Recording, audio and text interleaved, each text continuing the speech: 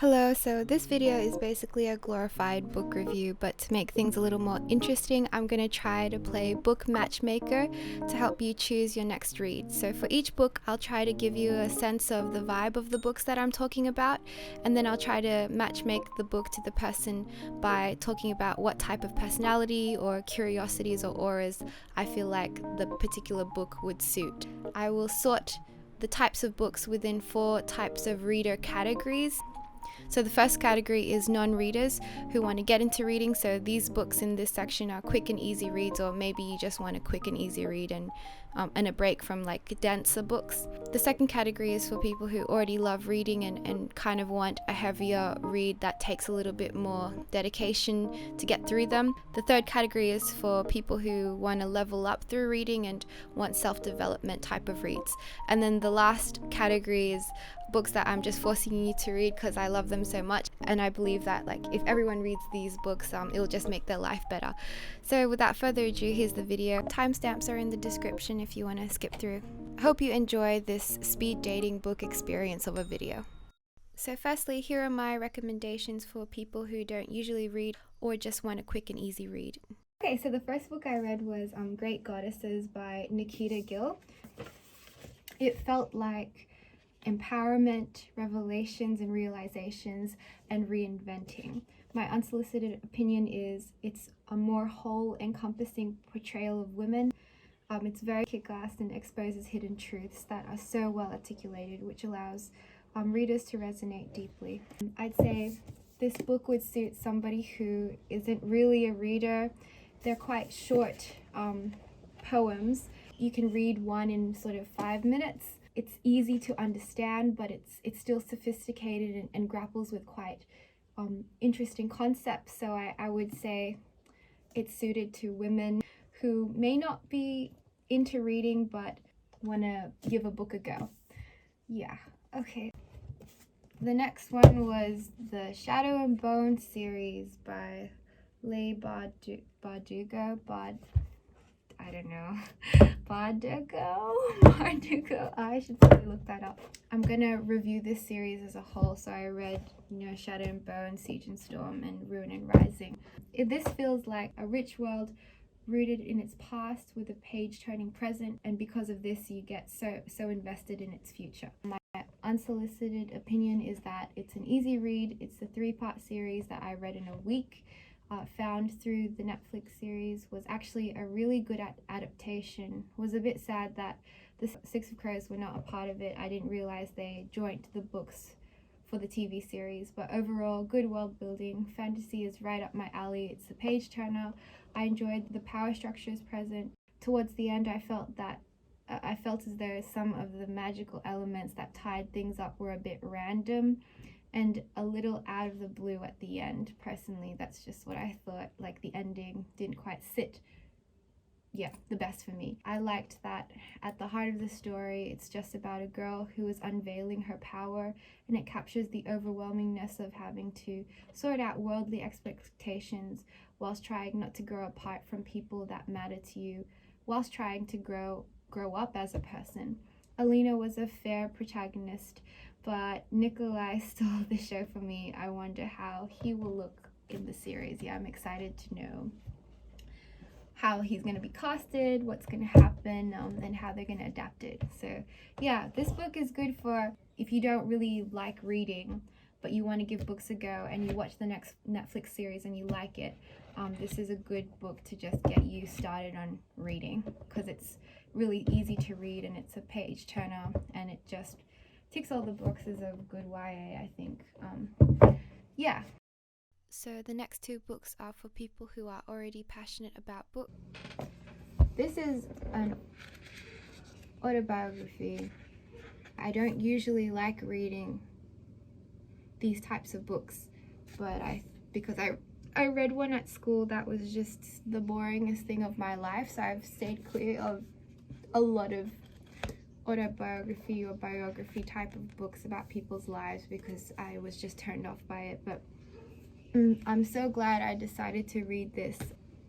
This is Just Kids by Patti Smith. It's about 2 artists growing up together and navigating New York in the 60s and 70s. This feels like deep, detailed love. Unsolicited opinion. From the very first page, Patty's prose won me over.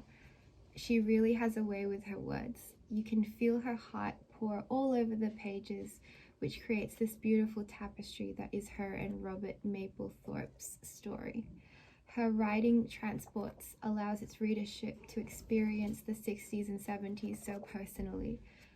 The pictures embedded and the details that she paints make it so painfully intimate and all the more heart-wrenching in the end. Although the story is much about Patty and Robert individually, as well as it is about their relationship together, along with it being a testament to great artists, it is also a testament to great love. The depth and strength of Patty's love that surpasses romance and even death is the thread that weaves this book together and keeps the ones she loves alive. Crazy artists, chaotic, creative, and compassionate creatures. This is a book for artists. If you identify as an artist in any way, I feel like you would probably enjoy this book. If you like movies like Eternal Sunshine of a Spotless Mind, or even like La La Land, or what's that, Moonlight in Paris, I think, where he goes and he travels back to France, where all of these artists, I think it's called Moonlight in Paris, with Owen Wilson, I think. I think you would like this book. It has a sensitivity that artists, I feel like, will resonate to. Yeah, it's just a really honest story. It's crazy, like they're crazy, but that's just who they are. So the next book that I have is The Rest of the Story. Oh, this was interesting. This is not usually a book that I would pick up, but yeah, it just found me in this discounted rack and I thought I'd give it a go. I tried to read this year from a lot of different genres, and I tried to read every single type of book. So this book feels like a slow burn, mundane and magical, and home. Here's my unsolicited opinion. Never would I have picked out this book for me. It's not really my type of book. The first 100 pages were so slow, but then perhaps due to the exposure, this book somehow makes its way under your skin. Well, mine anyway. I think the family aspect tugs at the heartstrings and allows readers to find little aspects of their own home buried in between its pages. This book grew on me until I couldn't let go. Crazy how in 440 pages it went from really boring to love. Again, so invested in all the characters, Sailor, Rue, Gordon, Trinity, and Bailey, and so on. I found myself beginning to see them like I see my own family. As cheesy as it sounds, it really drove home that some people are just meant for you and you for them, and that going through life with them is actually what makes life worth living. Finding and cherishing those people is a massive gift. Yeah, so I really loved this book because it was about family at the end of the day. So this book would best be suited to people who really treasure their families and really love their families. Captures the distance that sometimes you can feel from your family, but then that familiarity as well. Yeah, it's just warm and fuzzy at the end. But yeah, the first 100 pages, I was like ripping my eyeballs out. You know, you're reading descriptions of her cleaning the hotel, and you're like, why am I so invested? But trust, it gets better. If you read it, it gets better. And now the next two books are self-development sort of reads. Okay, the next book I read was The 7 Habits of Highly Effective People by Stephen R. Covey. Anyway, this was my mom's book, so I just picked it out. This feels like mom telling you something you don't really want to hear, but it will serve you so much good in the long run. My opinion on it is I don't really read or like reading many self-help books because I feel like sometimes my mom is a living self-help book, so I don't really think I need more of that energy in my life. But again, this was quite helpful. I loved most of the analogies. I love analogies. Analogies are just the best. It definitely helped get my head straight when I was going through a bit of a crisis within the lockdown and just trying to stay motivated and stay alert. yeah, so towards the end, I kind of had enough of his voice in my head because I realized how much I needed to change, and that was a bit daunting. But I also knew a bit of what was in here already because of Mum. But overall, it was a good read, and I agreed with most of what was said. The most funny part about this book is the back. So in the back, there's a picture of my dad there, and it says about the author. And I think basically what happened was my mom really wanted my dad to read it, but my dad's not a reader, so he just put his photo, yeah, in the back there because to claim that he was the author, so he didn't have to like read his own book. Anyway, I thought that was funny. But yeah, this book is good for people who like self-help books, who are more structured. I think it would gel more with those types of people. For me, it really helped in the midst of, you know, lockdown and just feeling lazy. It was a good pickup of like, no, let's get motivated, let's start doing something. So if it's a good book to read if you're feeling like you want to get motivated and you're sort of not really knowing where to start. So I'd say, yeah, if you want some answers around that uncertainty, this is a good book to read. It really breaks it down. Yeah, there's a lot of gold in here. The next book, I loved this book. It was so good. This book was very good. This is Flow by Michael something that I don't know. Let me try. Okay. Csikszentmihalyi. I'm sorry I butchered your name. I will look it up and try again. So apparently it's Mihai Csikszentmihalyi. When I edit it. This book is a psychological book. It's about the concept of flow. So that feeling that you get when time just disappears and you're so engrossed in the moment of doing whatever you're doing. I don't know if I explained that very well, but if you want a better, more in-depth explanation, just read the book. So this book feels like learning the mechanisms of the magic trick of happiness, joy, and fulfillment in life. The science behind sucking the sweetness of life. So my unsolicited opinion is that this is another book that impacted my mindset towards life. Part of my mission statement, I guess, through the knowledge of this book is to cultivate an autotelic personality. I think I'll make a post about it, or yeah, I'll explain that a bit later. I think for me, flow is the closest thing to a superpower. I love this concept of flow. I love the feeling of when you can embody flow. I love watching people in flow. When people find their truest languages, their truest forms of expression, it's so beautiful. When the being seems to channel a state higher than itself, I think flow is as much spiritual as it is psychological, and this book does touch on it a bit. I love how this book entails how you can incorporate flow in everyday activities and connect it to your purpose. Overall, I found this to be a really fulfilling read about a concept that is really close to my heart. Yeah, I really love this book. This almost made my top 3. This is a good book for anybody who is passionate about something. This is a book for passionate people in general that just are so engrossed and love their sport or their music or their art or whatever thing that makes you feel alive, whatever thing that you're nuts about. This book will help sort of put that feeling and that experience of loving that activity or that passion into words and breaks down the science behind it.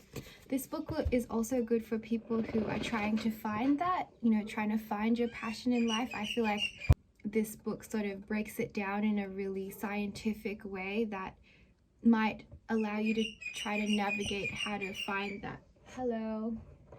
I love having conversations about it and finding out how people experience flow and what they do when they experience flow. There's a lot of hidden gems in here that when you read it, you're like, whoa, mind blown. This book is for people who want to live fully.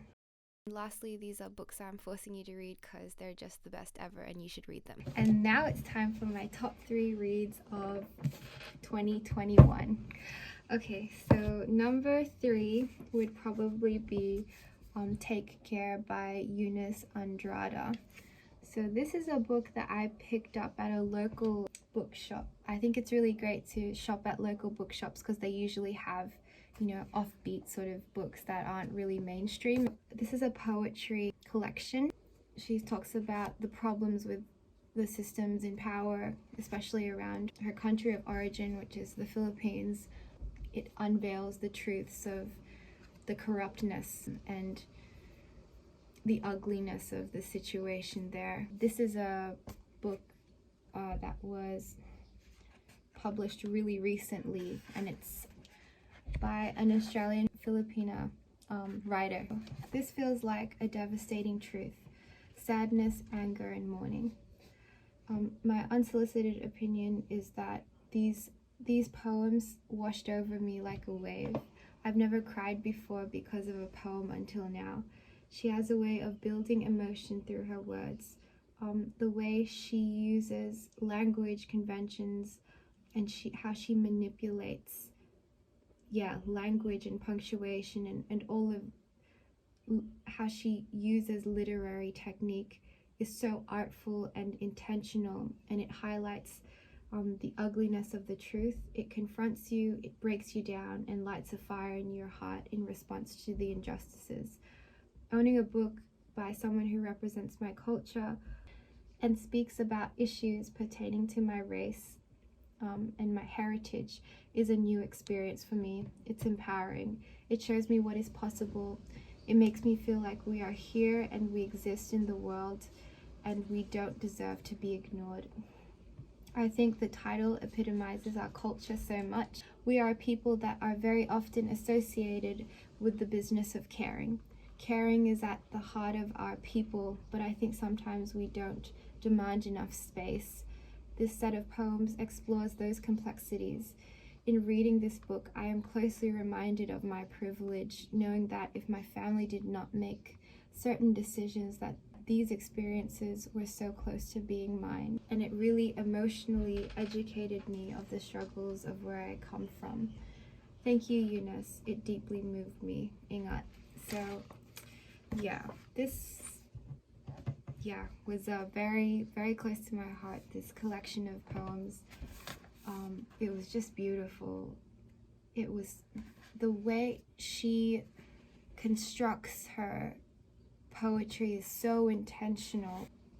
It's just so much in so little words. It's insane what she's able to do, I think. If you're like me and you grew up here and maybe visited the Phils a couple of times but want to learn more about what's going on and want to learn more about the issues that particularly women are facing, this is a really good book to just get a grasp on it and really have it spelled out to you in a such an artful and moving way. Again, so painful, such a painful read, but it was so worth it. Such a good discomfort. It's a discomfort of growing. My second favorite book of the year, Women Who Run with the Wolves by Dr. Clarissa Pinkola Estes. Anyway, this is another psych book, and the way that this book is written, it sort of unpacks ancient stories and talks about the tropes and how these sort of patterns play out in our own psyches and women's own psyches nowadays. I'm not doing this justice, but anyway, this feels like an awakening, a new HD look in the mirror, noticing more details, seeing with more clarity things embedded in you that you never saw before. My unsolicited opinion is this book was so confronting in all the right ways.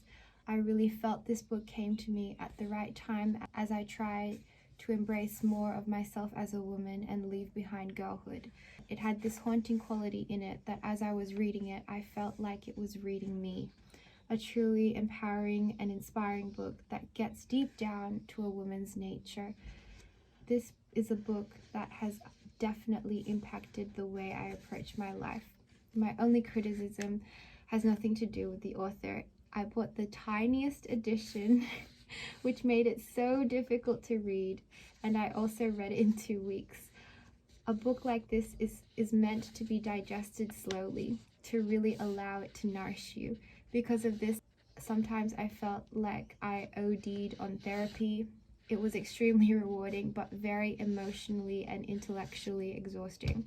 I will definitely be revisiting this book as I age. I feel it will continue to reveal itself to me as I continue my journey in searching for soul. This book is so conscious of the power of its stories, and I think that that's what really sets this apart.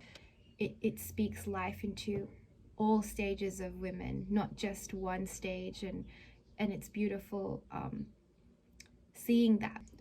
Yeah, this book does so much for a woman's soul. This is a book for women who want to expand their soul, and if you're that woman or that, this is the book for you. And it dispels so many of the myths of what femininity is, learning this feminine strength that this book sort of talks about, and learning about intuition and creativity and how that's so powerful in itself was really, really enlightening and really cool.